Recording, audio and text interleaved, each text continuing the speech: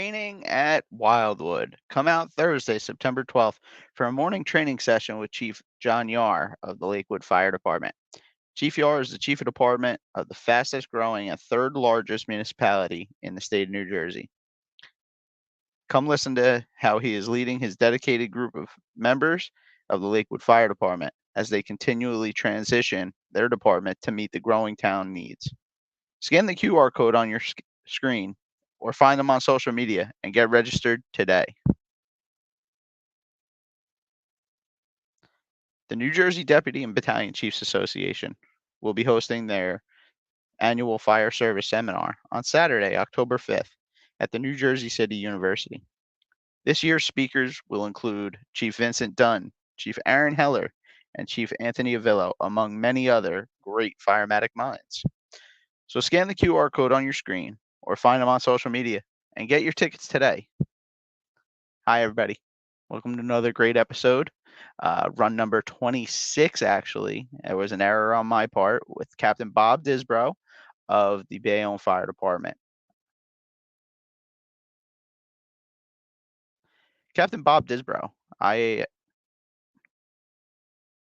IAAI-CFI, has been involved with fire service for 35 years, including career, volunteer, and federal departments.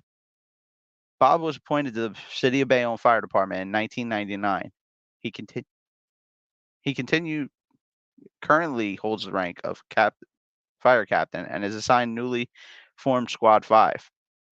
He has previously served on numerous companies throughout the city, including a lot of time in Rescue Company 1 as a firefighter and captain. Bob is also an active volunteer firefighter with the Laurelton Fire Company in Brick, New Jersey. Diz, as he is affectionately known, is also a fire and explosion investigator, duly certified through the International Association of Arson Investigators and the National Association of Fire Investigators. Bob is a life member of the New Jersey Chapter of the IAAI and previously served on their board of directors and is 2021 recipient of their Distinguished Service Award. He is extensively experienced in fire investigations, rescue company operations, and special operations. Bob is district warden with the New Jersey State Forest Fire Service. He is also serves as an adjunct professor in the fire science program at Middlesex County College. Bob is co-founder and owner of Superior Fire and Emergency Response Training.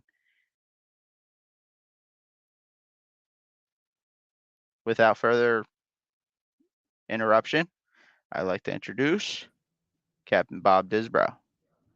Hey, Nick, thank you. Thank you very much for reading that. Good stuff, man. Good stuff. It was weird. My whole you did well, man. It's tough to read things, right? It threw me off. My whole screen went black, and then the Word document came back up. I was like, holy. Listen, thanks for having me. First off, getting it out there in case I forget. But I'm honored to be on the show. I know your dad and you since basically you're a little kid and your family for my whole life. So thank you for having me on. I really appreciate it. No, thank you for taking the time. I know you're a busy guy with everything going on, work, firehouse, investigations, family. I know it's Christopher, your son's birthday. Happy birthday, Chris. Yeah, happy birthday, Chris. Good stuff, Also, my son, Gunner's birthday, 11. Happy birthday, Gunner. All right. So, where'd it start off? Where'd you grow up? And what brought this little guy to a fire truck? Let me tell you, it's been some ride, man. 35 years. It's kind of what I've always wanted to do with my life. Kind of veered off a little bit, in my teens, through school. But my grandmother had owned a house 2 houses down from the Laurelton Firehouse on Route 88. Back when the Laurelton Circle was there. My whole family have moved down from Jersey City, from Danforth Avenue. In the late 60s. My father was born in Bayonne and my mother and her family was in Jersey City. She had 10 brothers and sisters and they all migrated down to Brick. That was the homelands. There was the circle there. It was all woods. It wasn't built up like it was now.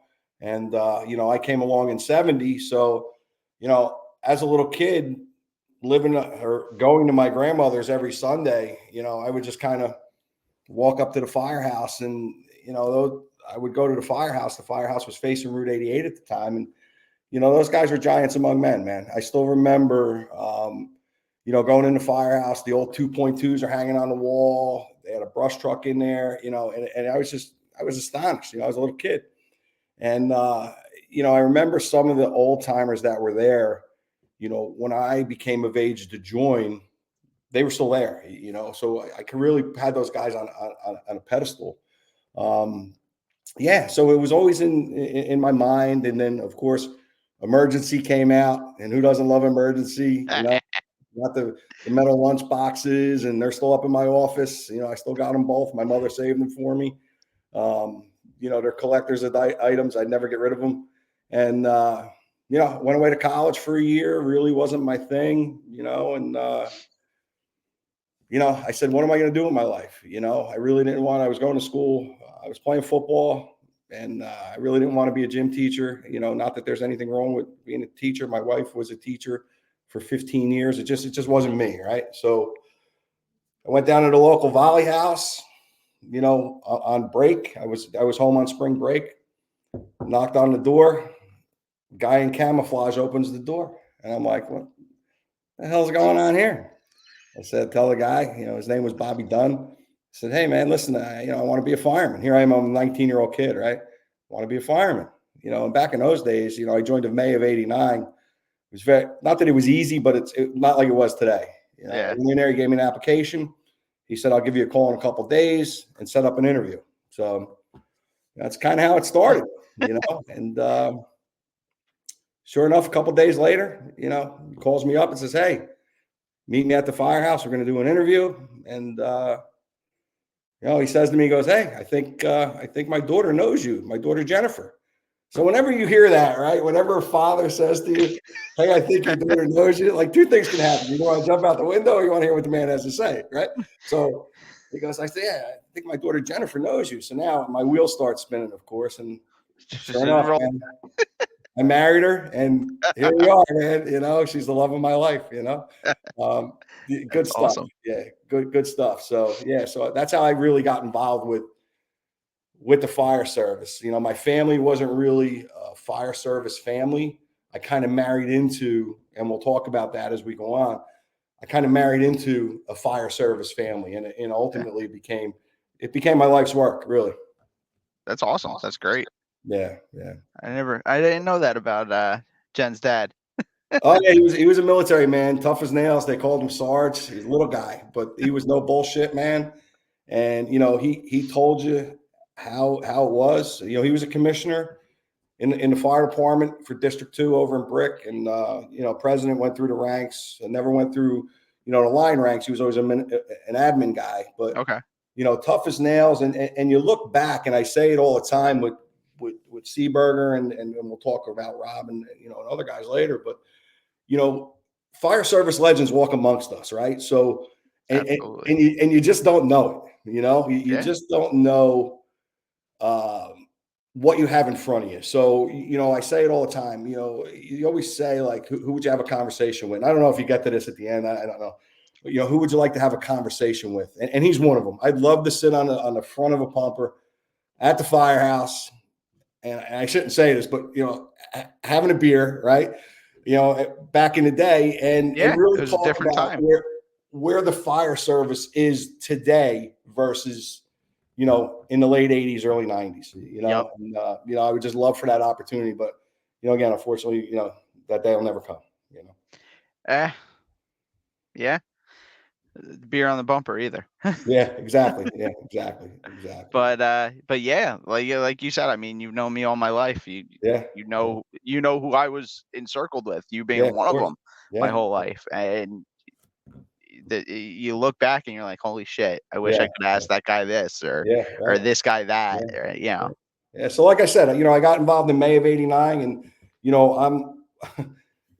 my wife and I fight all the time because we're both type A, right? So she's like, you're so type A. And I'm like, you're type A. Let me drive. No, you drive. Right? So, we just kind of really, I took the bull by both horns, really. And there was a point where, we were so busy, in the 80s and 90s where we were going to so many fires, and, and guys laugh about it now. It's like the older guys, it's like we would go to a fire every week, and one of my best friends, Davey Barenberg, he works for Superior. We'll talk about Dave too.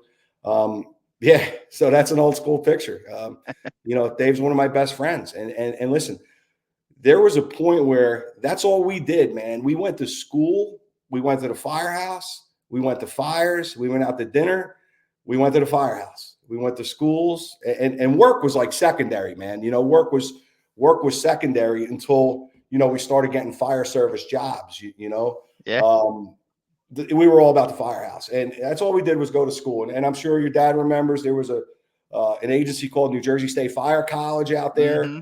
And you would get a patch, and every school you went to, you would get a little rocker Rocker. on there, and your whole sleeve would have all these little rockers, heavy fire, air crash rescue. I never was on an airplane. Air crash rescue, confined space, you name it, they had a class for it, and it was great, man. It think was you still got great, those patches somewhere. Yeah, it was really good. But in addition to other things, that's all we did. We wanted to go to fires and go to school. I think some of that is quite honestly lacking in the fire service today. To get guys to go to school is really tough. And I run a training company. It's tough. Just because of how it is. It's most guys are working 2-3 jobs. It's not their fault. It's not like it was. Back in the day where you were able to work one job. I work 3 jobs. It's just the way it is. But well, you look back in the 60s, early 70s, whatever. From what I hear, I wasn't there personally, but you had one-income households. The dad went off to work, came home. Yeah. Maybe he had a second moonlight job at night or on the weekends. Right. Mom was a stay-at-home mom. Yeah. Look at Ward Cleaver. I don't think he ever worked past 3 o'clock in the afternoon. Yeah. I mean, those days are over. So through the, like I said, I joined in May of '89 through the '90s. I was riding heavy with the volleys and moving up the ranks, captain to assistant chief. That's the first night I got my gear. So, nice. I remember you went to the company meeting, which we still do, and you go in front of all the guys, and they swear you in, and then you have to wait a week to this commissioners, right? Swear you in or accept you, right? And I was such a buffoon, right? I didn't realize it. And nobody told me. So there's 5 commissioners sitting up at the front table. I'm number 6. Like I just pulled the chair up, and I'm sitting next to like the 5 guys up in front. Not realizing that I should be in the audience, So so you get sworn in, and they gave me gear, and they gave me bunker pants, and they gave me pull-up boots, right? So I did have pull-up boots, and they said, listen, you can either wear, your pull-up boot, or you could wear your bunker pants. And I didn't know any different. At that point, I didn't even go to Firefighter 1. And back then, Firefighter 1 was at each firehouse. It wasn't at an academy. We used to bounce around each firehouse. Mikey D'Elia, he's a captain down in Lakehurst. His father, Mike D'Elia Sr., ran the fire academy, and it was at different firehouses in Ocean County. So anyway, I decided to wear the bunker pants just because that's what the other guys were doing. You know what I mean? Really had no clue about fire dynamics or flashover or backdraft or, just that the bunker pants had a little bit more protection for you. So we're going through. They covered the important bits. Yeah, the important parts. Right? Yeah. So we're going through the '90s, and like I said, we're going to jobs, and I'm really content, being a fireman in Laurelton, right? So this picture, man, this picture, you're going to see most of the pictures up here that I sent you are real sentimental to me, and they mean a lot to me, and I'll explain each one as we go through. This is Eddie Moore. You could see Butchie, we called him. He had we called him Fast Eddie. I'm sure the guys at Laurelton right now are laughing about Fast Eddie. He's wearing boots, pull-up boots. He never wore bunker pants. He was a carpenter by trade. His hands would bleed in the wintertime. They were so cracked. Ooh. You could see me behind him as a young kid. I thought that was your son at first. I thought that was Christopher. Yeah. A lot of people say that, like, that picture really looks like my son, Chris. But, again, I'm probably 3 years in the fire department at this point, maybe 2. We have our old ISI packs on there. And, that was the OB Diner fire, and I talk about it a lot, and guys like you have such an amazing memory with the fires over the years that you went to. I remember details of probably 90% of the jobs that I've been to in 35 years. That's awesome. And I don't know why. I just do. Like, oh, I was at a fire at that house, or that building burned. And I do that at work in Bayonne as well. I don't know. Something just clicks. I don't know if it's the fire investigation side of me that I'm like that, Nikki, but I don't know. I was So just yeah. gonna say, going around the state of So New guys, Jersey. sorry, a couple things, man. You come to my house, you're gonna hear dogs bark. I got 3 of them. They're animals, and you're probably gonna get dog hair on you. So it is what it is. But yeah, I so was the just 90s were a busy time. We were rocking and rolling, and again, I'm gonna bring up Dave again. We're testing, we're putting in for federal jobs, we're doing our thing. I was lucky enough to get hired early. Mid 90s with the Brick Fire Bureau with those guys. And, I got a lot of training with those guys. And, they pretty much were sending me to every class, every school that's awesome. that I wanted to go to. That's a night over at McDonald's. We were doing a fire prevention night. That's with B8. In fact, this is right after Maris got promoted up into the office. Eric Kurtz had B8 at the time, and the older guys at Forest Fire know who Eric is. And we were just doing fire prevention demonstration. I got a huge thing with Smokey Bear. Tomorrow's his 80th birthday. My whole office is set up with Smokey stuff. It's kind of you saw when I was little, 5 years old, 6 years old, holding Smokey. He's never left. He's never left. So I started working at the Bureau, and, I realized that this is what I want to do in my life, and listen, I was really content, man. I was really, really content being a suburban fireman. I was, right? And working for the Bureau. And then what had happened was, if you want to cut me off, Nick, you want me to keep going, just let me know, man. So No. Go. Yeah. So what had happened was, Davey Barenberg ends up getting hired with the feds, comes down to the MOT in Bayonne, and spots are opening up. And, I go up and do an interview. And I ended up getting on in the MOT. But let me back up before that. Mid 90s, I was working in Port Newark. One of the guys in the fire company, he was a stevedore. He was hiring guys to work on car ships up in Port Newark, a guy, Tommy Ballcar. So myself and a couple other guys were working up there. During that time, all right, so this is probably like 93-ish. I meet a guy by the name of Carl Heitmeyer. All right, Carl Heitmeyer at the time, he wasn't even promoted yet. He was a fireman on rescue, and he became a lifelong friend. Carl rose through the ranks, became a captain, became a rescue captain. He's got a great story about the rescue captain thing. Becomes a battalion, a deputy, and ultimately retires as a deputy. So Elizabeth, back in the 90s, had a program that you could go ride with rescue. Right now, I'm a suburban kid. You can go ride with rescue. All you had to do is have your training officer sign a waiver, and you were good. They signed a waiver. It was training. You would go in, they'd hand you an air pack, and that was it. So I go to this, our training officer at the time was this guy, Ned Brodeur. I said, hey, man, will you sign this? He goes, well, what is it? Well, if you sign it, I can go ride with Elizabeth. He goes, and like fight fires and stuff? I'm like, yeah, man, isn't it cool? So he signs it, right? He signs it. And so I call Carl. I'm like, hey, man, my training officer signed this thing. So again, mid 90s, really not that experience, joined in 89. So I go up my first Friday night. I walk in the firehouse. Now it's right on Catherine Street in the middle of Elizabeth. This is it, right? So I walk in, really don't know what to expect. I have my tan gear on from Laurelton. Hand me an air pack, and they say, all right, man, we get a job. You're the 5th guy. I'm like, what do you mean the 5th guy? Really? Like, I can go in a fire? He goes, yeah, if you hear signal 11, that's a working fire. Get your shit ready. I'm like, all right. Be on the truck or you left. So I did that probably for a good solid year and a half. And that's where I really, the urban bug, right? Yeah. The urban bug bit me.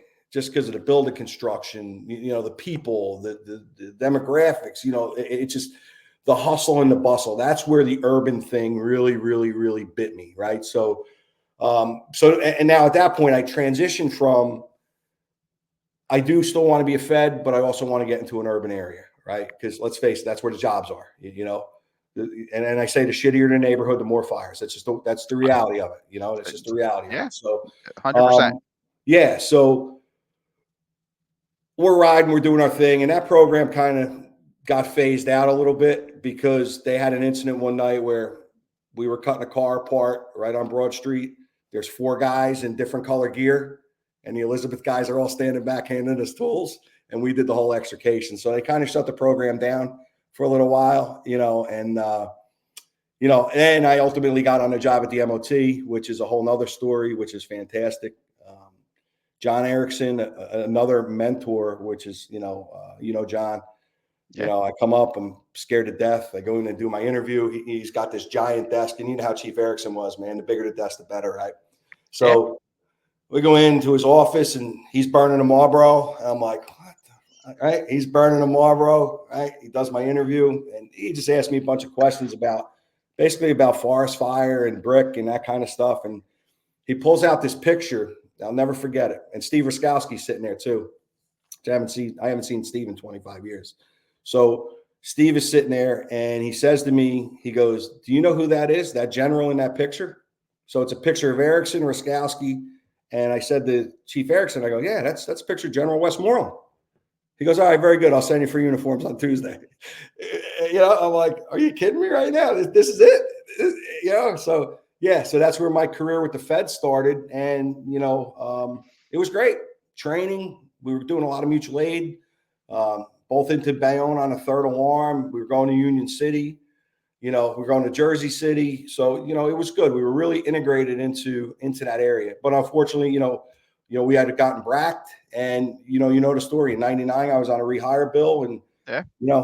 the rest is history. It worked out for me. And, yeah. So, the 90s were really, really, really good to me in the fire service. Hey, I mean, the BRAC was a blessing in disguise for me too. I wouldn't Yeah. be Oh, where yeah. I am today if Yeah. Yeah. it wasn't for BRAC. I probably Yeah. never would have got picked up at Fort Monmouth and got into the federal system. Right. So, it worked out for me where, I didn't have a wife and kids at the time, and quite honestly, I probably would have been to Fort Monmouth if I did have a wife and kids in a home, but it was just me. So, I was able to roll the dice, and, and it worked out where Bayonne picked up 8 of us. Irvington picked up guys. Jersey City picked up guys. Elizabeth picked up guys. So, it really worked out. And listen, I came to the job with 10 years of experience, right? So I had my fire inspector, I had my EMT, I had my arson training, my fire investigation training. I was a hazmat tech, right? So, and you know how it is when you work for the feds, you got to be the chief cook and bottle washer, right? So, Yep. so I came to Bayonne with all of that, right? So, and now I'm a probie, which I was okay with,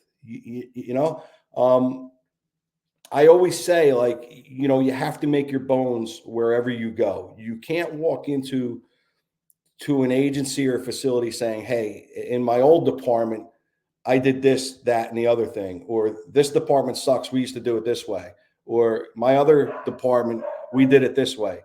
The department you're working in or the department you're volleying in is not the department that you're associated with. You know what I mean?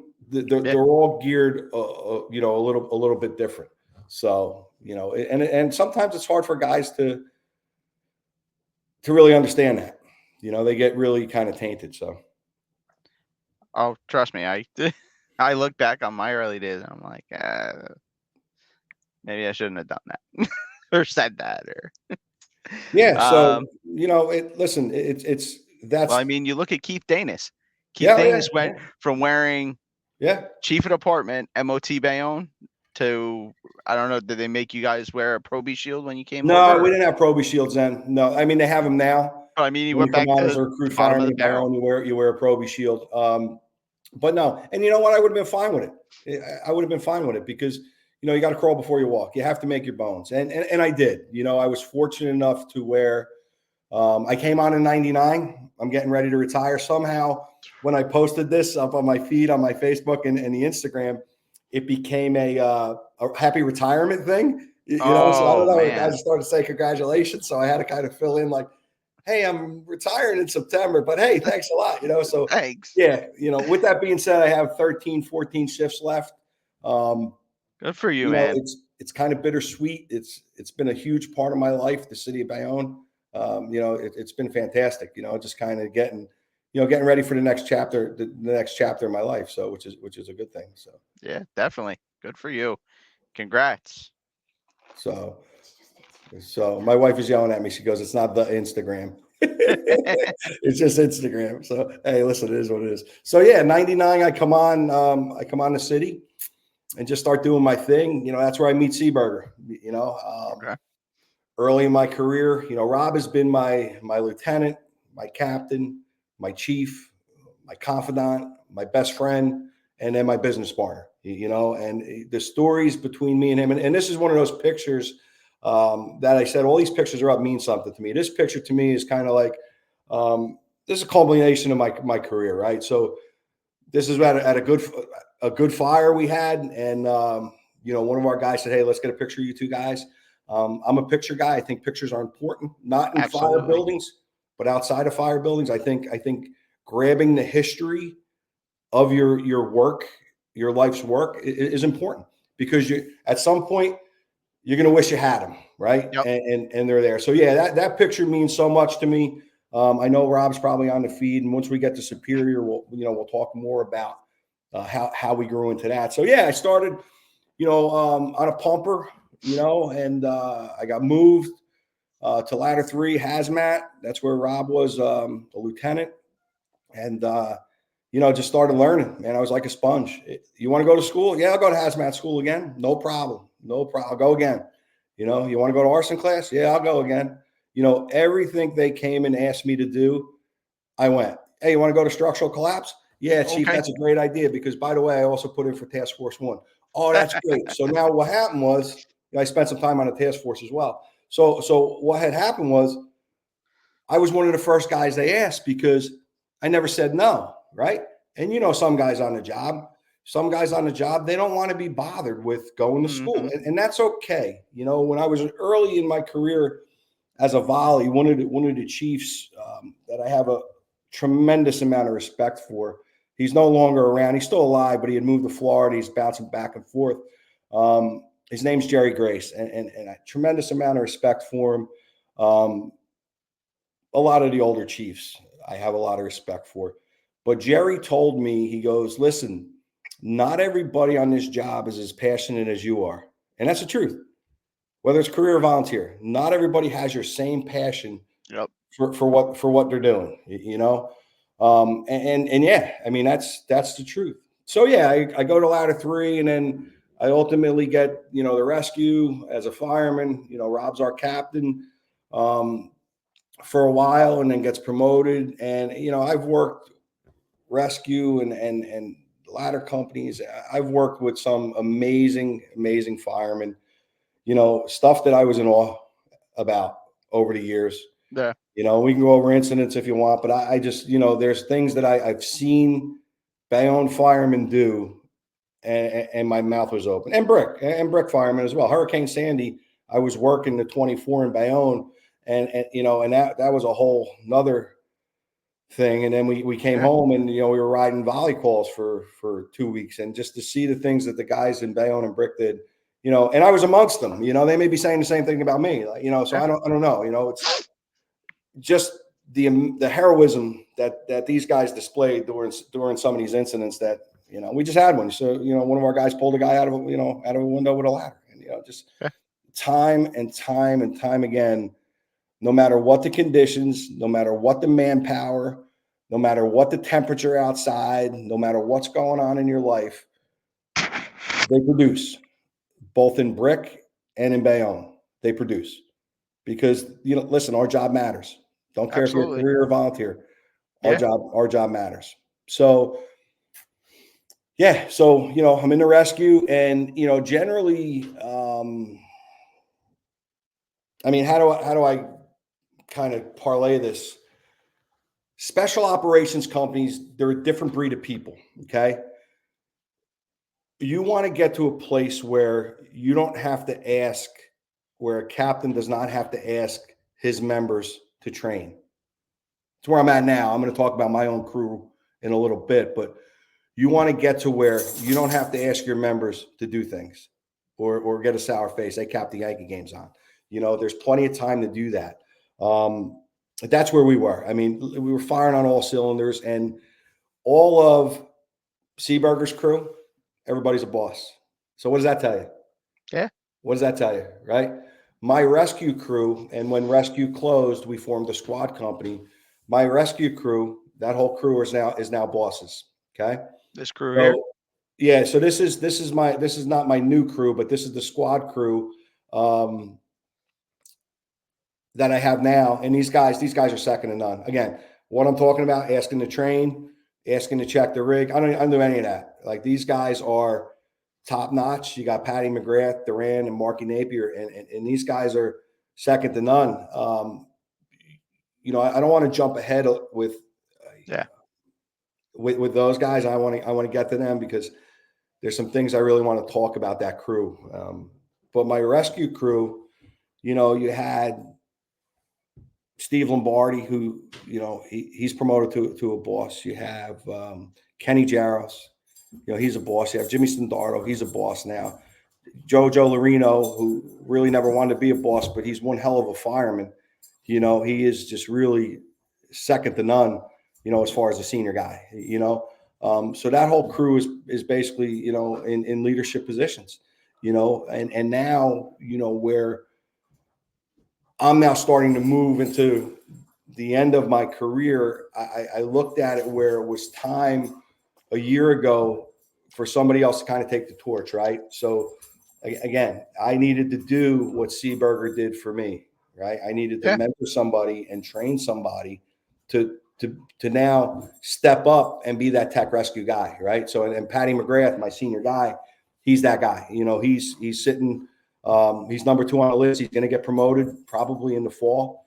And hopefully he takes my spot on the squad. That's the plan. And, it's turnkey operation. He basically runs the company now. The guys go to him. The guys respect him now. He'll come in and say, hey, Cap, we're going to do this today. Is that all right with you? Yeah, Patty, whatever you want to do. So, he's basically running the company now, other than jobs. I'm still doing my of course administrative duties, and, he's doing a lot of the training. I started putting him in the hot seat, last year with USAR training and that kind of stuff. And he just continually knocks it out of the park. Probably one of the best rescue guys that I've ever worked with. And that I've worked with a lot of them. So, so that's kind of where, my career in Bayonne evolved. Being a captain is the best job in the fire department. Riding that right front seat is the best. I mean, listen, I can go on and on and on about, and I don't want to name drop all night, but, I can go on and on and on about great officers and great chiefs. Billy Bartos, like, this guy's the salt of the earth. One of my first chiefs, Mike Romano, he grew up in Farmingdale. He lived in Farmingdale. To Brian Katzka. I worked rescue with Brian for many years, and now he's a chief. He is a chief, and he's my boss. It's just guys. It just, they do things and they amaze you, and you're just like, holy cow, and you aspire to be. I've always been I've seen somebody, and I always wanted to be. Well, how do I get to that level? How do I get to that level? How do I get to that level? So yeah, that's kind of my history with Bayonne, man. It's been a great ride, and countless incidents and fires, and over the years, just emergencies, and we laughed together and we cried together. Many nights it was up all night. I'd walk in the house, and my wife would be like, "Hey, bad night." "Yeah, babe, I'm going to bed. I'll talk to you tomorrow," or talk to you later. And she knows, like, you just, you feel it, and which is the way things are supposed to be. You're supposed to talk to each other at work, so.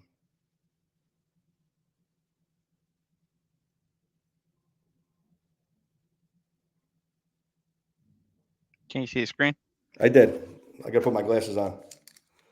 Build a great legacy. Yeah. Yeah, absolutely. Yeah. Yeah. That's from Paul over at Battalion 1 Consultants. Yeah. Yeah. Another great guy. I mean, listen, Breezy's solid, he just, solid as they come, it's, you look at certain things, and Rob and I talk about this all the time. There's so many things in the fire service that you could do, right? It's very, very hard to be an expert in everything, right? Be an expert in hazmat, be an expert in EMS, be an expert in fire investigation, fire prevention, strategies and tactics. That's our bread and butter. Like fires to us should be easy, right? Absolutely. That should be what we do. We shouldn't get excited about that. Technical rescue, right? So, and I always tell guys, like, find one or two things that you're really, really, really, really good at, and excel at them. I was fire investigation, right? And yeah, I'm an EMT and a hazmat guy. I was fire investigation and rescue guy, a rigging guy. When I was a rescue captain, I had my shoring guy. I had my rope guy that was going to climb. I had my confined space guy. It's all about being a manager and putting the right pieces in the right places, and that's what Seaberger tries to do with SOC. Put people in the right places, where they're going to get done. Failure to plan is not my emergency. My guys are trained. And the way I train my company is to operate the same way if I'm there or not. Absolutely. So if I can get that company to operate exactly the same way, to do things when I'm there versus when I'm not there, because some companies fall apart when their boss isn't there. Of course. When the cat's away, the mice will play. Yeah, you got to get your company to that. So we're going through to kind of bounce back to Brick and my boys over at the watch party over there eating. Couple things real quick before I get to you guys. I got a new tattoo today. We got let me see, there it is right there. So I got a new Maltese cross today. I don't know if you guys could see it. Let me see. This camera's a little, I don't know which way it goes.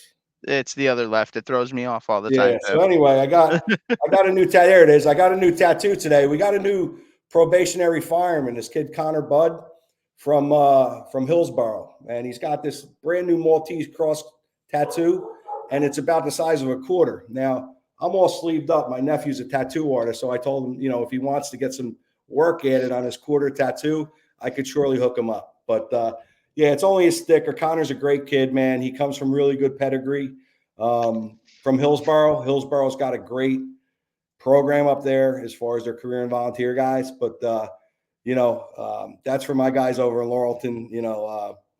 I can only imagine. I think I can hear him from here. So, yeah, and you know what? He's a hard charging kid. He really is. He's where he's supposed to be all the time. So, I'm pretty proud of the group that I work in, group in Bayonne. I'm the senior captain in the group, and not for long, once I leave, I'm very proud of those guys. We got a great chief, Obi. All the captains in the group really work hard, and the companies are really, everybody does what they're supposed to do. Training's never an issue, and guys don't complain. We just do it in group and we get it done. Kind of parlay that into the volleys. I guess about 6-8 months ago, we started what we call a rescue school. So Paul Mazzio, who's the chief now, really kind of spearheaded a tech rescue team, the Brick Tech Rescue Team, which has become now a District 2 resource.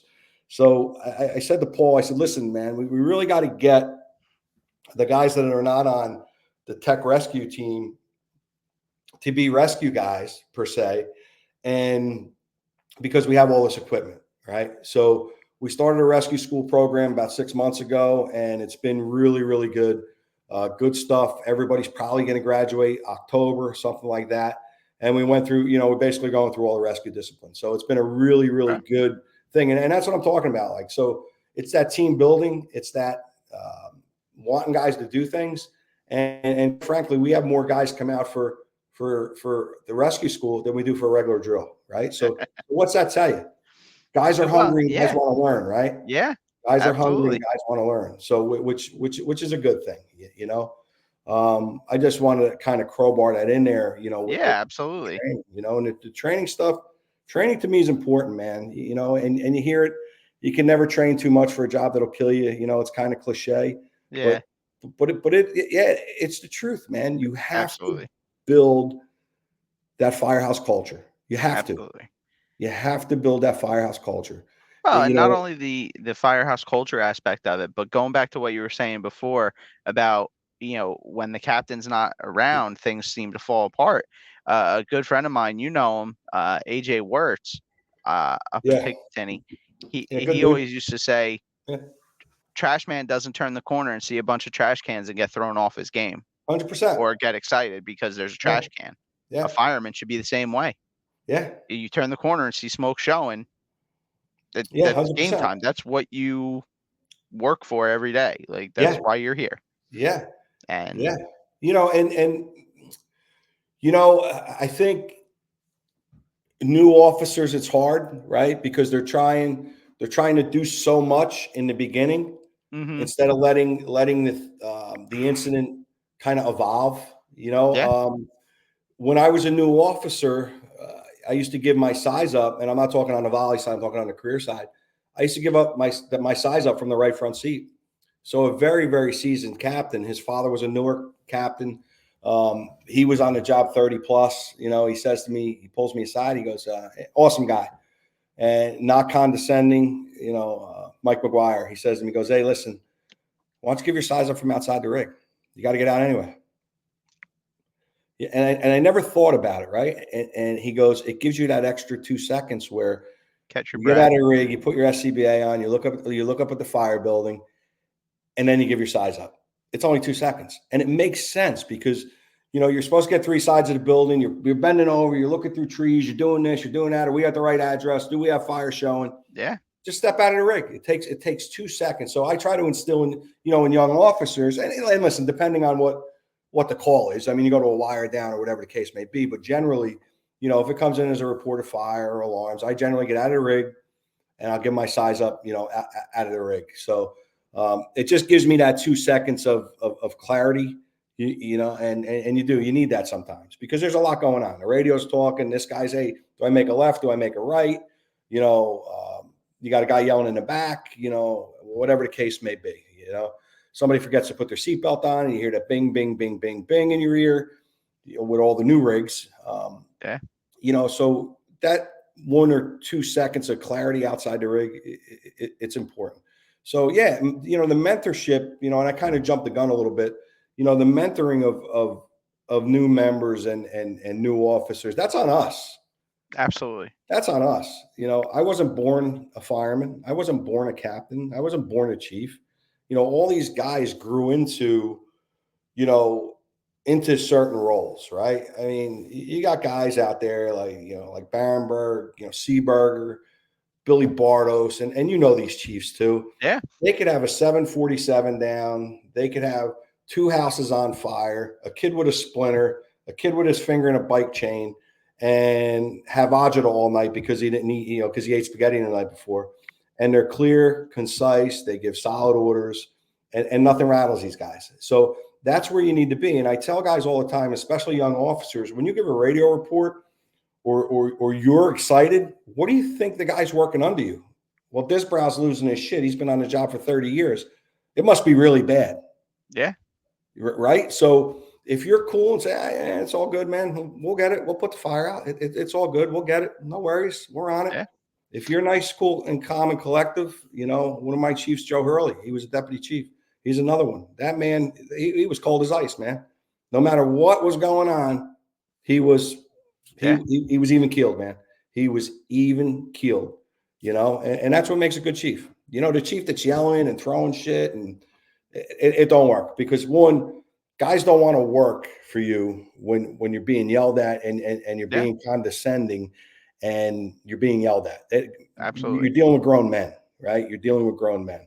And women, Micromanaging kills the fire service. absolutely, 100%, Give your 100%. members rope, give your members ability to do their job.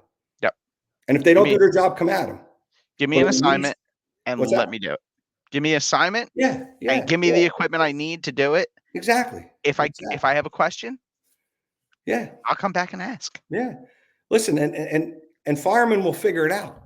I mean, Yeah, especially SOC guys, rescue guys, squad guys, SOC guys, they'll figure it out. yeah, Again, I've seen both Bayonne firemen and brick firemen do amazing things. yeah, They will figure it out.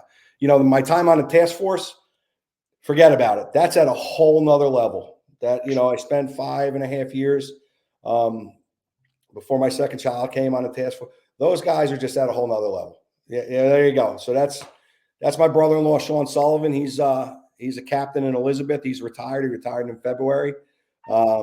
Again, he is another one of those guys where he's my sounding board, and that picture's actually at the Hackensack parking deck collapse. Where it Oh, was a okay. UAAI response first, and then the task force had come in. Very proud to be part of UAAI. I mean, that program, under Seeberger again, Rob again, with his cadre of guys that he set up that run that organization now, leaps and bounds. And, I'm a proud member, of UAAI, and have been to a ton of deployments with those guys, and just the, the management of it, and the support and the training that they allow you to do. Just, it escalates you as a fireman. And I tell guys, take that advanced training, because it's going to make you a better fireman. It's going to make you a better employee. Absolutely. It's going to make you a better fireman to get in there. So, so many good things, with that part of, of my career. But, just give guys orders and let them get it done. And it's hard. It is. Sometimes it's hard when you're a type A guy, right? Sometimes you just want to grab and do it yourself, because if you're really good at multitasking, you can get those things done, but again, you got to let them, you got to let them sink or swim. That's what I did with Patty. We went to a trench drill, and again, very, very competent as a worker bee, right? He was comfortable as a worker bee. But I said to him, Pat, guess what? Next year, you're going to be the boss, and you're now running this T trench. What do you mean, Cap? You got the ball today. I'm putting the struts in. I'm doing it. You're giving me orders. So I put him in a leadership role. And you know what he did? You know what he did, Pat? Nick? His job? He knocked it out of the park. He knocked it out of the park, right? Like you expected. When you know your job, and especially when you know your team. Yes. You know who's good with knots. You know who's good with this. 100%. My thing with technical rescue, I know my knots. I'm an Eagle Scout, but and I'm sure you've seen this 100 times, especially when you're doing training for superior. Yeah. Everybody wants to tie the system their way. Everybody ties I found my easiest thing to do. I'm going to put on a harness. I'm going to go over there and hydrate and get ready. Yes. I'll be the idiot on the rope. I'll come over. I'll check your knots. You guys argue about the system. I just don't want to fall. A lot of things with rope work and building systems years ago, it was overbuilt, right? Now we've moved into less and less and less, which is good. And here's the thing. I really don't care how you build it. I don't care how you build it. Nope. Don't. As long as I don't fall. As long as it's right. Yeah. Don't care how you do it. As long as it's right. Don't care how you tie the knot, as long as it's right. Because I need to be able to come and look at it and go, yeah, that's it. You're good. That's it. We're safe. We're good. Yep. See what I mean? So, each guy, I learned how to tie knots from a guy that was left-handed. Figure that out, right? So, the way I teach knots, I had to kind of reteach myself. Yeah. When we started teaching, because I would just do it, right? I had to reteach myself how to tie knots. Because now you're teaching other guys that are all righties. So, those are the kind of things when you're an instructor, that you have to do. And, Rob and I say it all the time, you have to teach to the lowest denominator in the room, right? So, yeah. Again, not everybody is at your level. And that's the problem with a lot of, and I'm not bashing instructors. I'm not. No. That's a lot of problems with instructors. They want to tell you how many fires they've been to, how many people they saved, how dirty their gear is, and what they did throughout their career. And you know what the student wants to know? How to do the task. He could care less. I'm going to bring up Dave Barenberg again and the New Jersey State Fire College. And we went to a class called Heavy Fire back in the day, probably 30 years ago. And there was an instructor at a local fire academy, and this guy's gear looked like he'd been in hell and back. I mean, the helmet's melted off, his borks are gone, his gears has holes in it, and Dave's probably laughing right now. His holes in his gear, and I said to the guy, and again, I'm a young, impressionable kid. I said to the guy, I said, "Hey, man, where are you from?" He goes, just like this to me, he goes, "Where do you want me to be from?" Just like that. And that stuck with me. That stuck with me my whole career, to the point where I met the guy, right? Probably 15 years after, and he worked in a really, really small, tiny department. And I'm not bashing small, tiny departments, but he was putting himself out there that, he was a guy from Brownsville, Brooklyn, and he was working in a department that's lucky if they do one fire every 3 years. So, and again, it's not about how many fires you go to, but don't be that guy. Don't try to impress people. The student is going to know if you're full of shit or not. They're going to know. They're going to see right through you. They're going to see right through you. If you don't know the topic, or if you don't know the information, they're going to see right through you. So the thing that pisses one thing that gets me about some instructors, say it's an engine company class. You need to know this. I'm taking the class to learn this. Why are you screaming at me? I made a mistake in in a basic, like a class. Why are you screaming at me that I should be perfect at this? Like, yeah. I'm taking a class to learn, and that just turns people off. Yeah. It's one of those things where nobody cares how many fires you've been to. They want to learn the information. And listen, just the way Bayonne does it is not the way that Bayhead Fire Department should do it, or Brick Fire Department should do it, or vice versa. The way Brick does it doesn't mean that East Freehold needs to do it the same way. You got to do it the way that works for you and your people and your neighborhoods. Yes. Because you know what? If I got it, some people love a triple stack load on pre-connects. Right. That's great if you have 60 feet of setback. If you don't have 60 feet, you're going to have a bunch of hose laying in a pile. Yeah, you have to tailor your rigs to what your district and your is, tactics. Right? So, we went through that a couple of years ago. We have a couple areas down here in Brick where we did a courtyard load, and they came up with some really good ideas, and it works for us. It works for us. May not work for another department, but it works for us. We do things in Bayonne where they'll look at us like, you're kidding, right? But it works for us. If we're basically a 2 to 3 line fire department, right? If we don't get 3 lines on a fire, it's a good chance we're burning 2 houses. So, we hit it hard and fast, man. We hit it with a lot of manpower in the very beginning. And that's why it's so critical for us, right, in an urban environment, is to get that line in a proper location and get fast water on a fire. And listen, this whole game, you can ask anybody that's on an engine, fast water on a fire is going to make or break you. And that is 100% truth. Hey, how many instructors out there are saying the fire goes as the first line goes? No, 100%. Yeah, absolutely. And sometimes does it get screwed up? Yeah, absolutely. Listen, overcoming those things is what makes it. Going to the proper location is critical. But if it doesn't happen, right, it's not the end of the world. You need to fix it and bounce back, So which, I don't want to go off on, fire training and academies and all that stuff. That's not my thing. I really don't want to go down that road. Laurelton Watch Party. How many times Barenberg gets brought up? Hey, he's my boy, man. Listen, I can rob a bank with David. David go, who? What? Where? You're not there.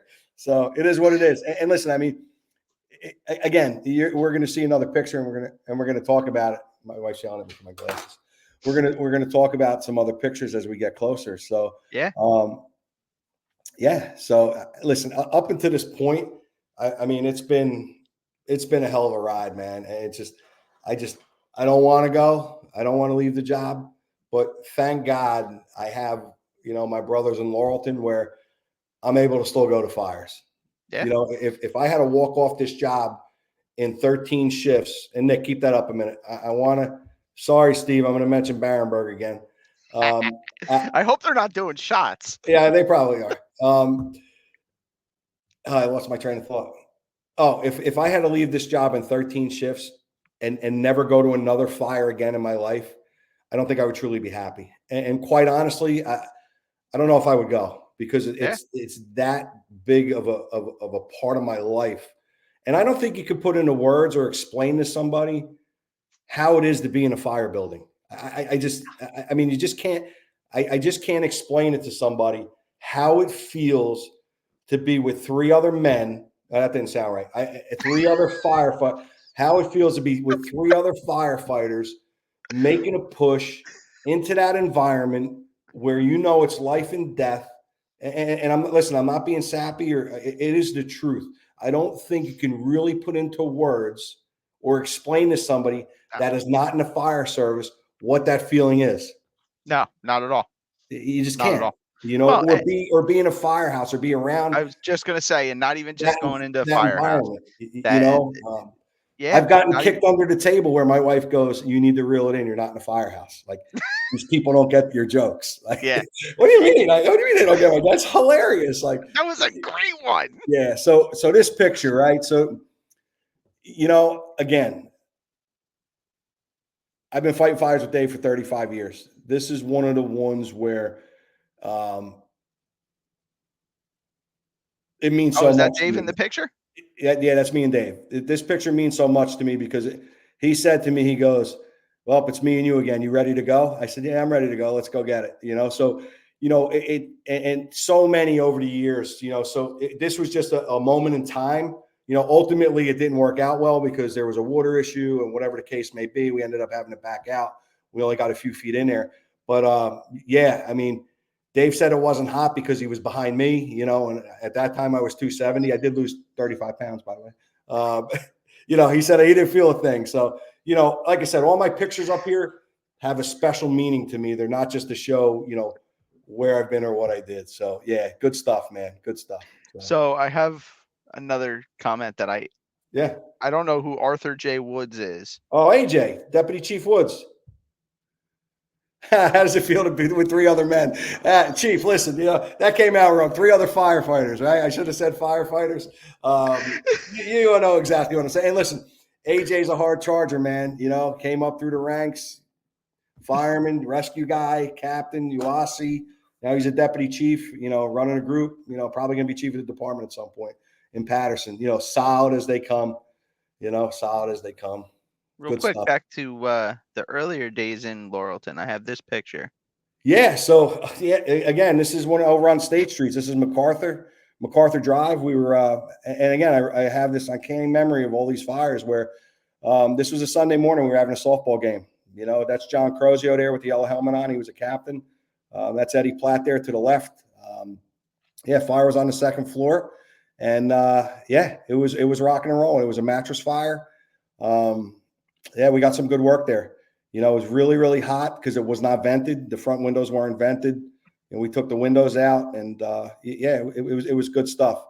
I just liked it because it's the old Globe gear, and we had the Metro helmets there, so it's kind of old school picture. ISI air packs, kind of old school. But That's great. yeah, good stuff, man. Yeah, good stuff. Nothing beats the back then. No, So yeah, it was when did definitely a good time. when did you get started with the forest fire? Oh, Was so that yeah. early So days? I mean, forest being fire, down in yeah. the So many years ago, Joey Polowitz, who's an ex-chief out of Laurelton, he was a forest fire guy. He was, I believe, he was a deputy warden. He was at the time he was chief of department, and I was one of those guys where I was like a sponge, man. I was taking everything I could go to. He said, "Hey, Adelphi is having a class. It's called S130, S190. It's on a Saturday, Sunday. You want to go and take it?" I said, "Well, what is it?" He goes, "Oh, it's a forest fire class for the New Jersey State Forest Fire Service." This is like 92, 91 there. And Bert Palante's in there, and Maris Gablitz is teaching. Maris was B8 at the time, and they're teaching the class. So I took the class, and before you know it, Maris hands me a pair of yellows. I'm like, "What's this, man?" The yellow coat, right? So every time we had a fire in Brick, and back then, the 80s, I mean, the 70s and 80s, as far as wildland fires, Brick in Ocean County, that was the Mecca, man. We were burning like crazy. You talk to the old timers where, there was a lot of wildland fires back then, and those guys really did. They got a lot of experience. So yeah, every time B8 came into Brick, into this area, I just hopped on the back and it's just kind of evolved. And then over the years, I was riding, going to majors, meeting friends, and then, before you know it, you get promoted. One of my best friends, Mikey Hines, he's another mentor of mine. Gene White, these guys, Jimmy, these guys really kind of steer you in the right direction. Where our crew in Section 8, we're really squared away. Generally, and I hope I'm not talking out of school, but generally the office doesn't worry about us here because, we put fires out, and, and it just kind of escalated over the years, just keep showing up, doing your thing, getting on a truck. And then before you know it, hey, there's a major down south. You want to go for a 12-hour shift? Yeah, no problem. Or if you can't go, it's okay too. So, there's a lot of part-timers with Forest Fire. Yeah. And it's good. I love it, and again, I had a huge, or still do, with the guy behind me, his 80th birthday is tomorrow. So, yeah. So, good stuff, so I really love that aspect of it. And it is quite different, being a structure firefighter guy, suburban and urban guy, and then making that transition into wildland firefighting. It is a lot different. And listen, there's guys that go out west every year, and that's their thing, man. They love doing that. I've never been out west. I would like to at some point, but just time, once family comes and kids, it's tough. It's tough to make that 18-day commitment or whatever the case may be. Yeah. That's one of the reasons I left the task force, was just because of that 15-day deployment, and with the kids and the wife and that kind of stuff. So it just didn't fit for me, right? And it's okay if you do it. It just, in my world, it just didn't fit. But yeah, I mean, it was good stuff, man, and I love it. I love it. It's so many good things for me personally have come out of being, with Forest Fire. So. Yeah, absolutely, definitely. And here's another comment from Seaberg. I Yeah.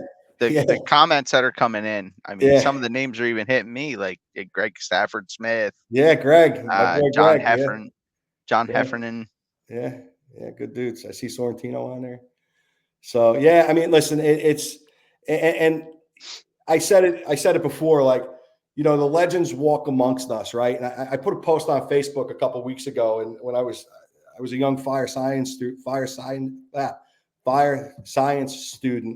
at OCC, and I didn't realize that the instructor was Augustus Beekman, right? Until like the third class. So Augustus Beekman was the first Black fire commissioner in New York City Fire Department, retired as an assistant chief of the department. This guy worked through the war years. So when he started, and I became friends with him, when he started telling those stories, that class could have lasted 6 hours. Yeah. Not just 2. I would have stayed there 6 hours and listened to this guy talk, because you don't get that anymore, man. You just don't. It just, you don't have those guys. Or that's like talk to a World War II vet, and you listen to this guy talk about fires in the Bronx in the 70s, and you're like, can you just like zap me up there? And yeah, can I go back in time? Yeah, like one of our field trips, we went to we did a field trip to Rescue 1. It was 2 years after their firehouse burned, and they rebuilt the firehouse. And man, for a 23-year-old kid walking into that firehouse, man, that's where the rescue bug bit me too, man. I just walked in there and I was like, I can't believe what's going on here, and it just really bit me. But my point is, like, some of these guys on this feed right now, I have so much respect for, and to me, they're legends, right? So, you got Sorrentino, you got Seaberg, you got, AJ Wood. Some of these guys, they're just, these guys are salt of the earth, man. These guys are really, really tight. I can't see everybody that's on the feed either. So if I'm missing somebody, there he is, Eddie Moen, another. Yeah, another guy that's just, unbelievably nice man, and just building a SOC and a rescue second to none. Where, Eddie is the entire department. Yeah, I should say the entire department, but his special operations division. Oh, phenomenal! Danny and Carlos, Gonzalez. And it's just every person I met from Perth Amboy Fire Department is all in. And we've done a lot of training for Perth Amboy, but they're like Lakewood, man. Every time you go there to teach, the guys are like sponges. They say, "Wow, we do it this way." And they do, but they're just like sponges. You know why? Because they're going to work. Because they're going to put their skills that they're taught. They're going to use them as in an actual situation, probably when we leave tomorrow night. Exactly. So, these guys are leaders in the fire service, without a doubt. Without a doubt. Definitely, absolutely. Yeah. So when you were working for Brick Prevention, is that when you first got into investigations? Yes. Well, sort of. So, so yes, I was working as a part-time inspector, working 2-3 days a week. I was a captain in the volleys at the time, and we had a fire. I did the inspections. I talked about it in our division class. We do a lot of teaching for the division. We had a fire in a bridal shop, and first crew in the door. There were some little things that were different. It ultimately became an arson fire. That's when I was really kind of introduced to another one of my very good friends, John Lightbody, where ultimately it was an arson. So I kind of caught the bug there. Took an 8-hour class on fire investigation. Then I had gotten hired at the MOT in '95, and of course I met your dad. Your dad broke me in, there, and your dad was doing private work, and he was heavily involved with the chapter and got me in the 80-hour. And, that's where really the mid '90s is where my fire investigation career really, really started to amp up, where, it's taking classes through the '90s. Then, I got hired in Bayonne in '99, and literally I was working. It was my third shift working for the city of Bayonne, and Mike Romano comes in and he goes, "I hear you're a fire investigator." I said, "Yeah." He goes, "Here's a pager, and here's an order from Chief Boyle. You're now on the fire investigation unit." It's my third shift. I didn't even get a paycheck yet. Meanwhile, other guys are looking at you, and you're like, "I never got a paycheck yet." I'm like, "There's policies, procedures, like flashlight, anything, like, get a camera." But you know what, man? And Rob's probably laughing right now. I took the bull by both horns, and we just made it work, man. You just make it work, and you don't bitch, you don't moan, you don't complain. You just do it, and you get it done. Yeah. The more bitching and complaining you do, by the time you're done, the job would be done anyway. So yeah, it just kind of evolved. And then again, just taking more classes, got involved with the chapter, training with the chapter. And then I was asked to be an instructor for DCJ and doing the 80-hour. So we were doing that. I got my first job on the private side from the master, Ken Vitti, doing vehicle fires. Your dad was doing them as well for Kenny. And I did hundreds and hundreds of vehicle fires. And again, always wanting more, right? So, I said to Ken, we were doing all the teaching. We were doing all the vehicle fire teaching for the state for the 80 and 90 hour. Really never moved it out of that, right? So, it was really good things we were doing. I just wanted more. I wanted to get into doing more structures, and Kenny was good with it, man. He's like, "Listen, go fly, brother, go fly." And and fast forward 20 years now, I'm with Getz. He's a retired ATF agent. John is the salt of the earth. Sahatchin works with us now, doing 3-4 fires a week. That's going to be my full-time gig, with Superior when I retire. And the guys at Getz, Getz only hires guys that are squared away. And, and I'm proud to be an employee with Getz, man. He's a chosen one. Johnny is he's retired ATF guy, Jerry Petrovich. These guys, we got Philly guys, we got Jersey guys. And these guys, I learn at every fire from these guys. And it's really good. And I try to pass that along through my teachings. I say it all the time. If you keep everything in here and you walk off the job, what good is it? My wife knows how great I am. My wife hears me talk about this shit every day. She actually made a comment about that. I'm joking about how great I am, but my wife knows about fire investigation, rescue work. She hears me talk all day about it. If I can't get this stuff out of my head to the guys I work with or the guys I'm volleying with, what good is it? It's no good. My 35 years is down the tubes. you know? So yeah, it's good stuff. So, and that brings us to, yeah, you know, I I, mean, I was proud of this. You know, I was really, really, I was on the board for a good 10 years. I took some time off. Some things changed there.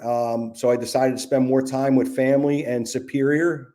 You know, I want to get on to Superior in a couple minutes. yeah, absolutely. You know, I wanted to dedicate more time to Superior and not so much for teaching. I am back teaching for both the 80 and 90 hour, but not as much. But Okay. yeah, I mean, this distinguished service in 2021, you know, again, it really, really means a lot to me because, you know, I have trained so many fire investigators throughout New Jersey where they went through their 80 or 90. And then I see them now at jobs on the private side. They'll show up and say, "Oh, Bobby, how you doing? It's great to see you."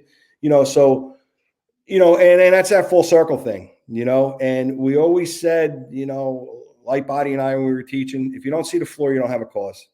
Nope. If you don't have a shovel in your car or your truck or your gig you're driving, So if you're you don't not see doing the the job. floor, you don't have a cause. All right. Yep. You have to dig these scenes. You know, you have to. You know, don't be Absolutely. lazy. You know, do not be lazy because there's people following you behind you. And, you know, and we talk about it a lot, Seaberger and I, where when things are bad at work and that chief, that battalion, that captain, the chief of department has to call you and you look at your phone, he looks at his phone and says, "Oh, I'm calling Mike Jones. Oh my God, I can't believe this is the only guy available." Or, "Hey, I'm calling, you know, Mike Smith. Mike Smith is squared away. I know the job's going to get done." Mm-hmm. You know, I had a few of those in my career where hasn't always been the best, you know, some of the circumstances where we did fire investigations, but we had a double fatal. It was a member of service Mm. that we worked with. It was a couple of her family members, and I showed up, I came around the corner, and she seen me, and she started to get upset. And she came up to me and she goes, I'm glad I'm seeing your face." Sent me a beautiful email, and I said, "You know why? You know why?" Like, she goes, "Because I knew it was going to be done right." So think about that. Think about that.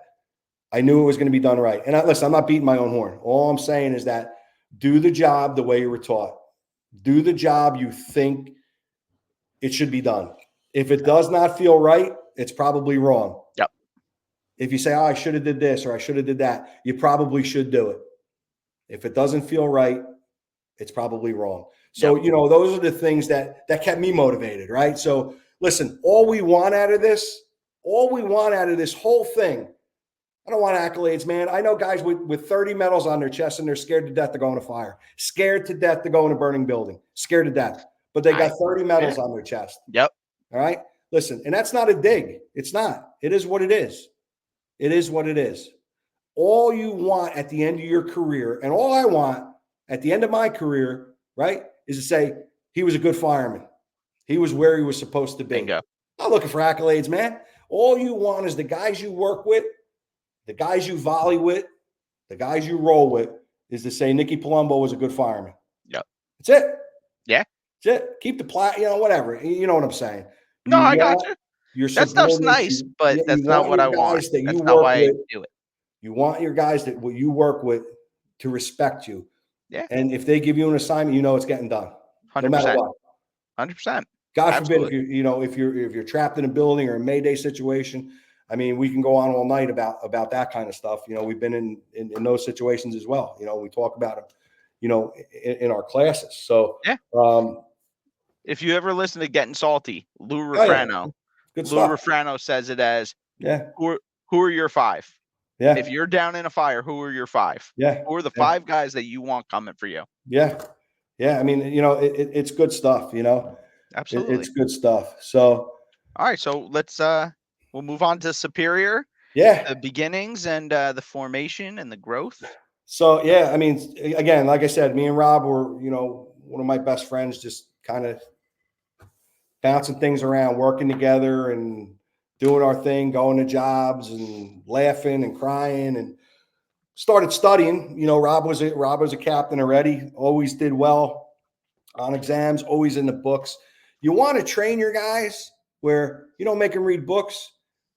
You just train them and make them read. Like hand them a fire engineering. Billy Bartos used to do that all the time with Rob. Hand them a fire engineering. You'd read an article, and before you know it, you're training. I started putting periodicals in my volley house. Guys are starting to read them. SOGs, the SOG manual, they're starting to read them, so which is good. Read that stuff when you're in a firehouse. That's training. So, I started studying. I said to Rob, I said, hey, I think I'm going to, start to, really hit the books.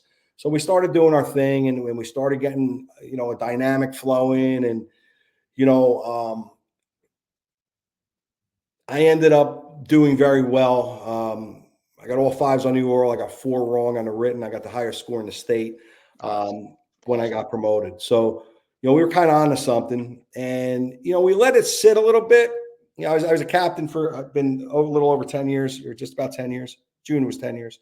So we let it sit for like a year after that. And we were talking. I said, listen, we're really onto something here, man. And we said, what, excuse me, what in the fire service is really lacking, right? Because we really weren't sure if we were going to dive into that promotional thing, right? We were talking about it, but again, you got a Villo floating in there. You got Turpak.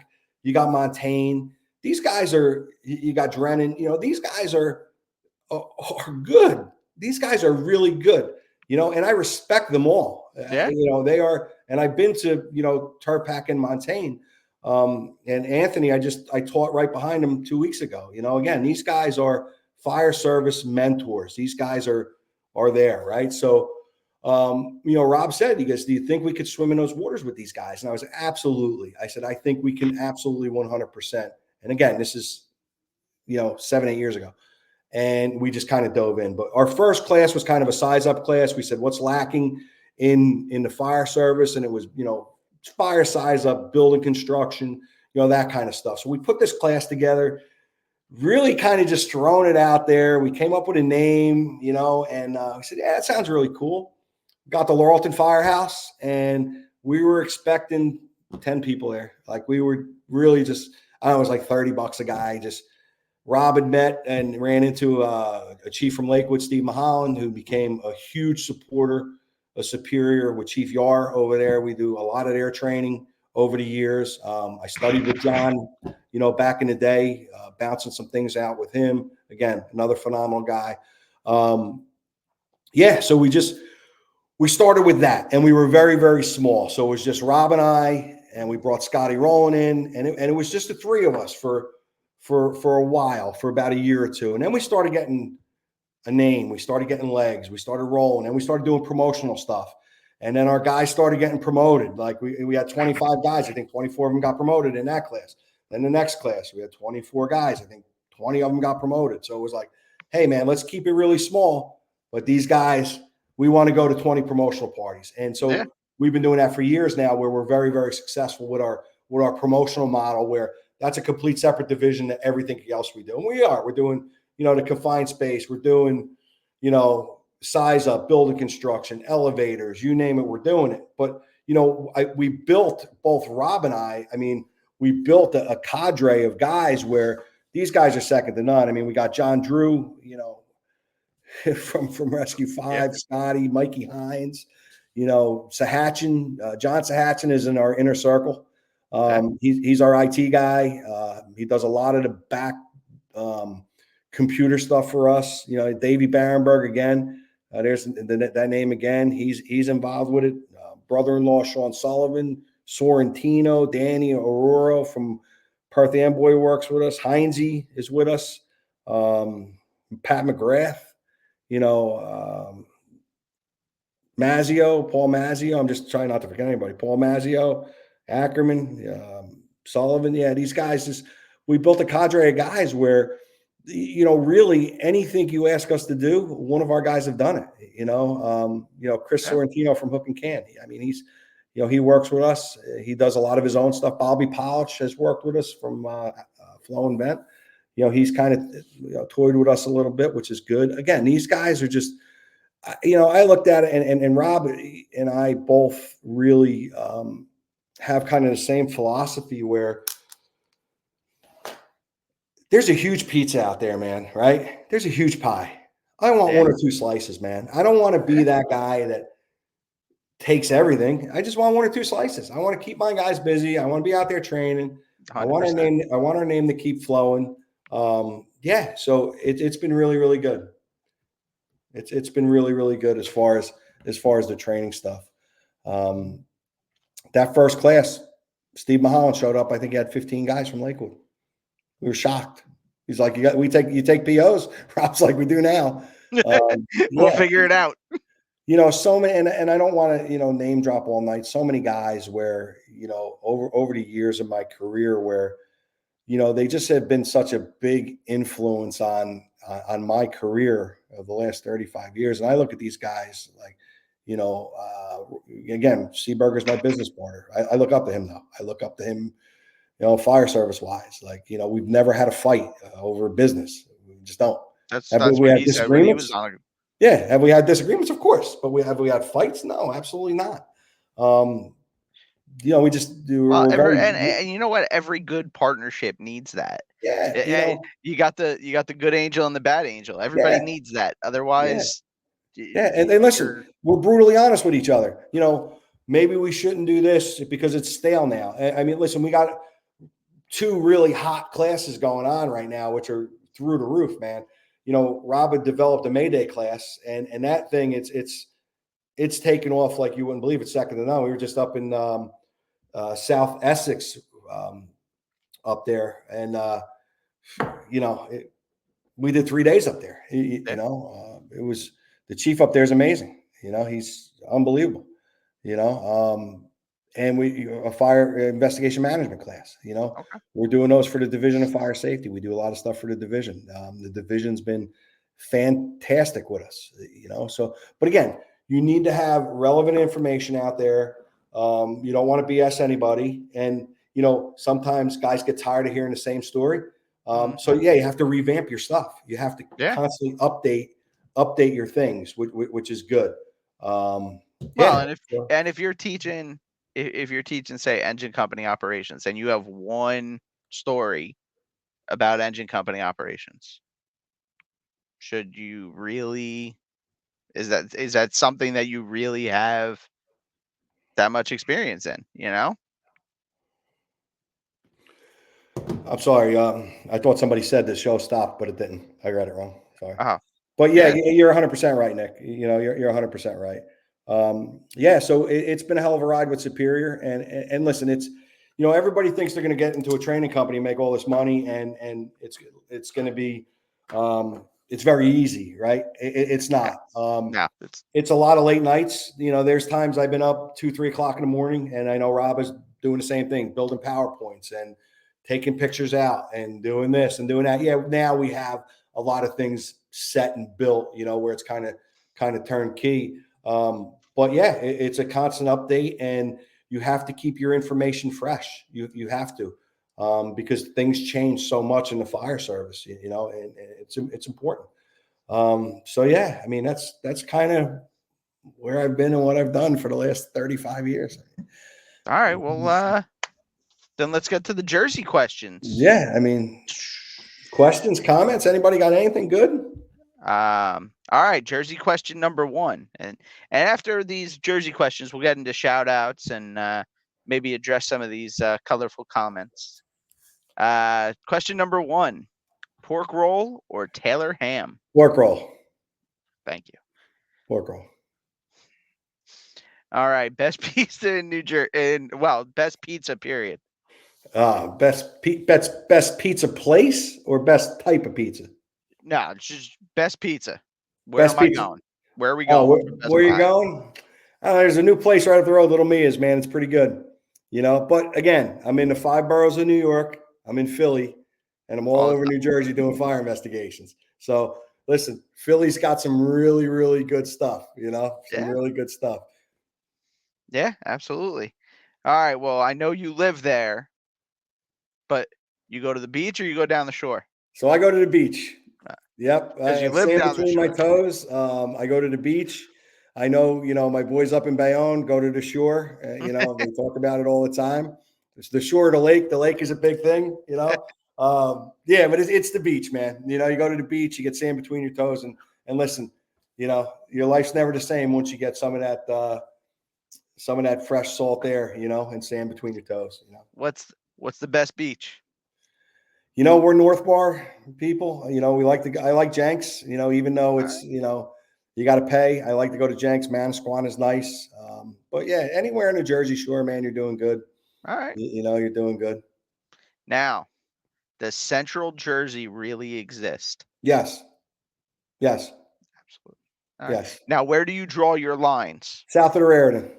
South of Raritan, what's your southern border? Southern border is probably Manahawkin. Once you start getting into the 609s, you're South Jersey. Like that 609 area code. Once you go from like Giants, Yankees to Phillies, Eagles. So you're going around like 37.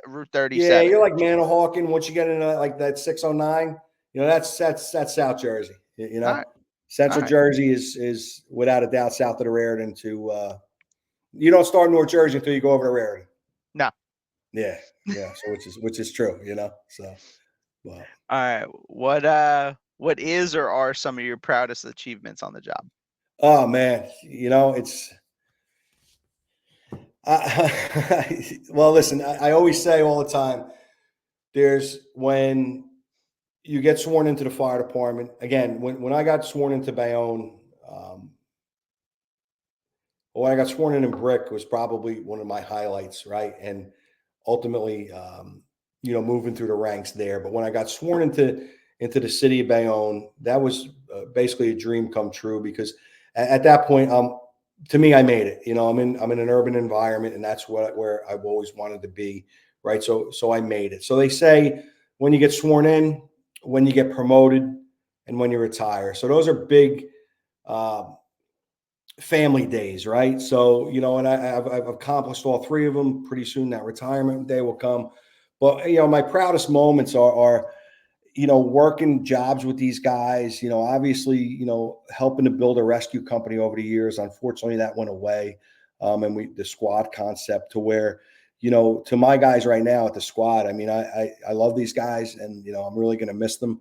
They're a fun bunch of guys. You saw the picture with Patty, Mark, and Duran. They really are the salt of the earth, and they're good to me. I am going to miss them. And my proudest moment is getting those guys to where they need to be, especially Pat. Getting McGrath where he needs to be before I walk out the door, knowing that the residents of the city of Bayonne are going to be safe if there is a technical rescue, and they're going to be able to get it done. That is one of my proudest moments. Yeah, without a doubt. And just I don't know, just being a fireman, man, just being in this industry. And again, I don't care if you're a career or volunteer. To me, it's a privilege, man. It is not a right to be a fireman. It is a privilege and an honor to be in the fire service. And it pisses me off to no end when guys shit on it, both career and volunteer. I say it all the time. When you wear that patch on your coat, or you wear that, that hat, whatever the case may be, you are representing your department. You are representing, I don't care if it's your volunteer department or if it's your career department, you are representing your department. And if you're making that department look bad out in public, they're going to think everybody's like that. So, I think that's an important aspect of it as well. Somebody just made a comment. Well, what is? I can't say. I got to put my glasses on. I don't know. 3 men is kind of a big accomplishment. Oh, that's Andrew's fedorka. Yeah, there you go. That's a fedorka. There you go. Very good. Stafford Smith, Fogger Straight Stream, right? Really? He's got to throw that out there. Well, Seaburger, don't trust your pizza review. You lost 35 pounds. Yeah, right. Exactly. Yeah, exactly. So, all right. Next question. Who are or were some of your mentors? Oh, man. Oh, jeez. Listen, my mom and dad, without a doubt, it's my father. He always told me, do it once, do it right, and don't F it up. I was scared to death of my father until the day he died. He never put his hands on me, but he was a little guy, but he was very, very, very, very powerful. Right. So, yeah, I never wanted to do anything that would embarrass them. I never wanted to do that. So I always tried to live my life. And was I a crazy kid? Yeah, of course. Did I do shit I shouldn't have did? Yeah, absolutely. But I never did anything that would embarrass my parents.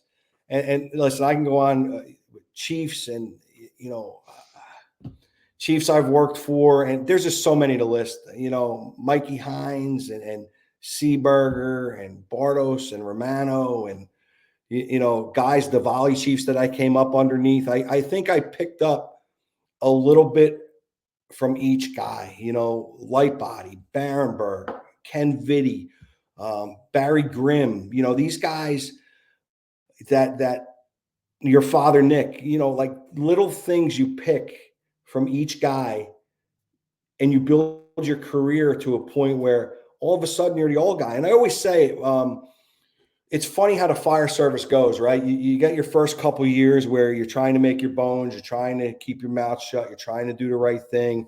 And then before you know it, you're like the 7-8 year guy, right? And you've been to a ton of jobs and you know the job and you're getting recruits under you, you're getting younger guys under you. And then you're that middle ground, you become the senior man, right? Then you get promoted, right? So now you're like that 15-year mark and you're promoted. You've made your bones and people look at you differently, right? So, and then you move into that tail end of your career. So it just happens so fast. And sometimes when you're not in it, you don't realize it. And again, legends walk amongst us. Yeah. They do. And I say that all the time. Sometimes you just got to pull it back and go, wow, that guy just said something that really means something to me. I need to write that down somewhere. You know, and I had that in a division class, and I wish I had the kid's name. I got it on a text, on an email. He came up to Rob and I after we were doing a class. And he said, he goes, Cap, I got to tell you, you're responsible for getting me into the fire investigation industry. You came up to a class at Jersey City State and did an hour lecture about fire investigation. And I just want you to know what an impression you made that I went to Firefighter 1. I went to, got my college degree. I went to Arson school. I didn't know this kid from Adam. And he goes, just impression that you made about the fire service and the fire investigation industry, it just resonated with him. And that's good. And so that goes back to my point, like you take a little bit from each guy, a little bit from each guy, and you just build. You build, right? Yeah. Your destiny. How do you want to be remembered? Do you want to be remembered as a guy that was going to help everybody throughout their career, or a guy that was an asshole to everybody? I want to be the guy. It's the old Sonny thing. You want to be loved or feared, right? Yeah. Right? From Bronx Tale. I don't know. I'd rather be loved. I don't know. I'm a softie. I don't know what to tell you. Like, so, but some guys like that fear. I don't know. I just think we need to instill and just keep these younger guys, keep them motivated, because, we can't do this job forever. Can't. It's going to suck when I can't do it anymore. It really is, because again, you can't explain to anybody how it is to be inside a fire building with 3 firefighters, right? Right? With 3 firefighters, right? So. All right. Last question. And then we'll get into some shout outs and maybe some funny stories. Yeah, man. What advice do you have? And I mean, we've been going over this. What is your biggest couple pieces of advice for the fire service?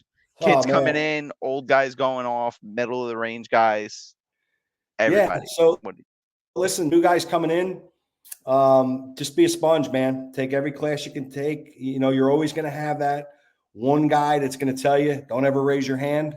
Well, that guy's wrong, all right? Raise your hand for everything. Be that guy that the chief or the commissioners, want to look at and want to invest in. You only get one career. And I tell guys all the time, especially young guys, it's your career. You could be whatever you want. It's your career. You want to be an inspector, you want to be an arson guy, you want to be a hazmat guy. It's your career. You do what you want. You do what makes you happy. That's the most important thing. Middle of the road guys, just keep training those younger guys, guys walking out the door. If you take your 35 years, and I don't care if you're a captain, a chief, a fireman, commissioner, chief of department, don't care. If you take all that knowledge and you keep all that knowledge in your head and you walk away, the only one that knows it's there is your wife. That's it. You have to take all that knowledge you have and give it to the guys in your department. Because think about your mentors and your mentors that pass that information down to you. And I wouldn't have half the things in my career. I wouldn't have half the knowledge that I have if I didn't listen to those mentors. And again, take a little nugget from each one of them. that's the way it's got to be. You know, there's a thing out there I saw. It was a pretty good meme. If they suck and you don't mentor them, you suck. Something to that effect. And it's true. You know, you got to mentor these guys. You know, I've seen guys that their life are in complete shambles, but they're amazing firemen. You know, yeah. So it's kind of my thoughts. Yeah, I couldn't have said any of that any better, brother. Right. All right. So you got anything else? What class you got? You guys got any classes coming up soon, or anything you want? Yeah, I mean, we kind of took, you know, everything's booked with departments. We have a couple division classes that are coming out. We've been approved for, so there's 3 of them up there. Okay. That'll be coming out pretty soon. But most of the classes we have, you know, are closed by departments. But yeah, we're gonna do some open enrollment stuff. You know, most of the guys on this feed have seen Superior. They've seen our instructors. You know, they know what our guys are about. They know what our guys are doing. And listen, there's no BS, man. You know, it's we laugh, we have a good time. You know, we get the information out there. It's not all, this is the way you do it. This is how it has to be done. No, I don't care how you stretch the line. Just do it and do it correctly, right? It's like tying knots. I don't care how you do it. Just do it correctly, right? So, you know, certain things you have to be methodical with, yes. But yeah, I mean, yeah, we got a lot of stuff, you know, coming up, which is good. And generally we take August off. Got a couple little things going on, but you know, we're out there, man. We ain't going anywhere. Absolutely. We ain't going anywhere. Right, Seaburger? We ain't going anywhere. All right. So we'll bring up this picture. And yeah. There it so is. That's what it's all about, man. That's what you know, that's why I go to work every day, you know, and that's why I work as hard as I do. You know, my wife and 2 kids, and they're the most important. They're the most important. And the reason I put this up there is that it's our responsibility for each other.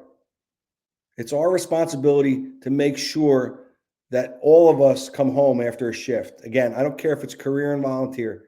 All right. We have to do our jobs. We have to be aggressive. We have to do things properly because ultimately it's all about them. My wife and kids want to see me in the morning. It's all about them. It's all about them.